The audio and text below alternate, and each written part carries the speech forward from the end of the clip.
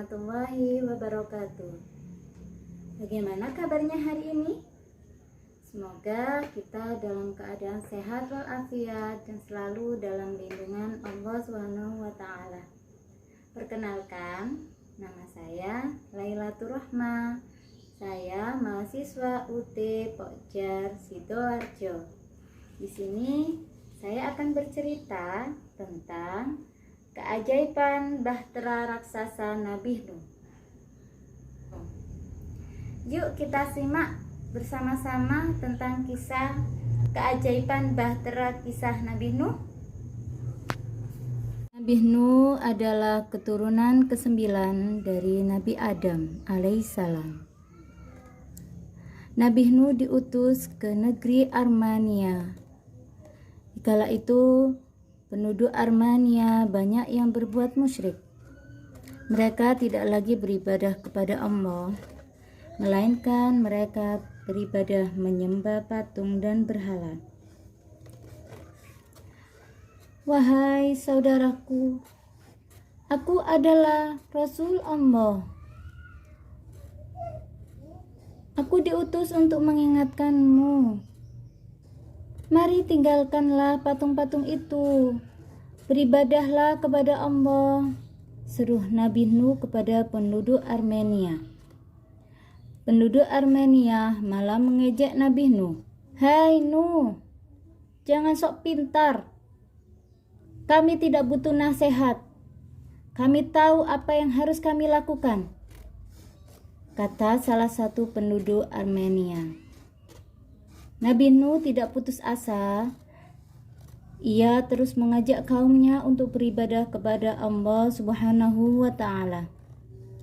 Saudaraku, kembalilah ke jalan yang benar.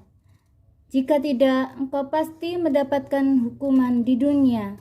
Begitu juga siksaan di akhirat kelak, kata Nabi Nuh. Hai Nuh, jangan banyak omong. Datangkan saja azab itu. Kami tidak takut, tantang penduduk mengejek Nabi Nuh. Tak terasa Nabi Nuh telah tinggal bersama penduduk Armenia selama 950 tahun. Sekian lama ia berdakwah, namun hasilnya belum memuaskan. Sekian ratus aku berdakwah, tak lebih dari 100 orang yang mau beriman. Itu pun dari kalangan orang-orang miskin, kata Nabi Nuh. Suatu hari Nabi Nuh didatangi beberapa pembesar yang kaya raya. Mereka mau beriman dengan syarat Nuh harus mengusir orang-orang miskin yang menjadi pengikutnya. Saudaraku, semua manusia itu sama. Kaya dan miskin tak berbeda. Perbedaan hanyalah ditentukan oleh ketakwaan, bukan oleh harta kekayaan, jawab Nuh tegas. Para pembesar itu malu dan kecewa. Nabi Nuh terus mengajak penduduk Armenia untuk beriman kepada Allah.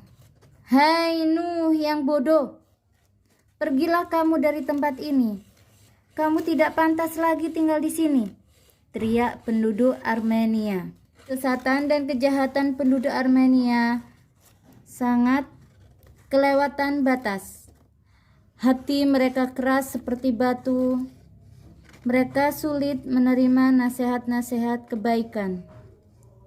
Nabi Nuh berusaha bersabar, namun tidak kuasa melihat pengikutnya yang dihina, diusir, dan disakiti. Nabi Nuh pun berdoa, Ya Allah, binasakanlah orang-orang kafir itu. Jangan biarkan seorang pun hidup, sebab mereka akan terus menyesatkan hamba-hamba-Mu. Mereka juga hanya akan melahirkan anak durhaka seperti mereka. Amin. Allah mengabulkan permohonan Nabi Nuh.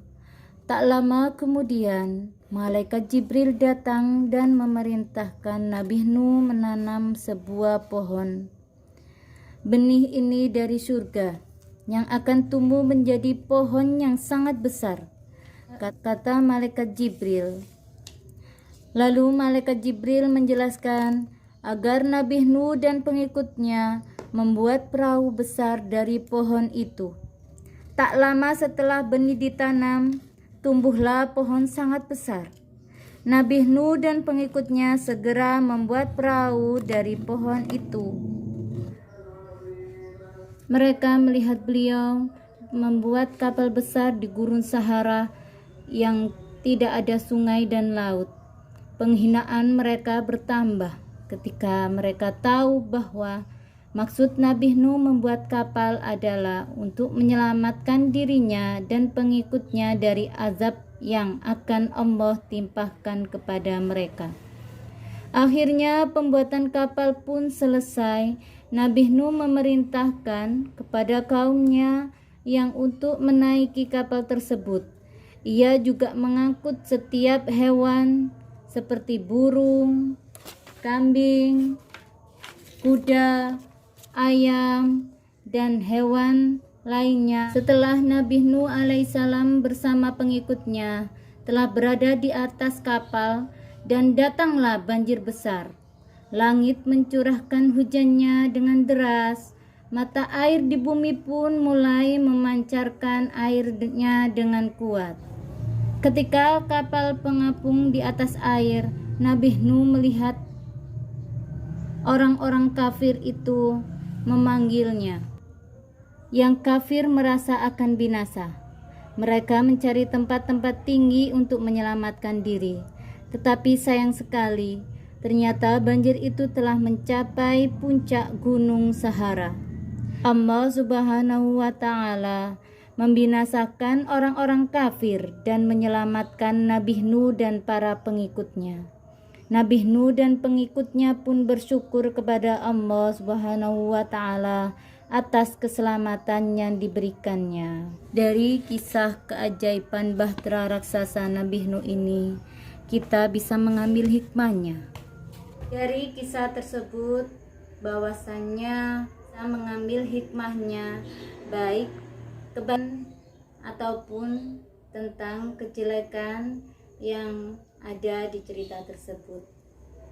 Sekian dari saya akhiri. Wassalamualaikum warahmatullahi wabarakatuh.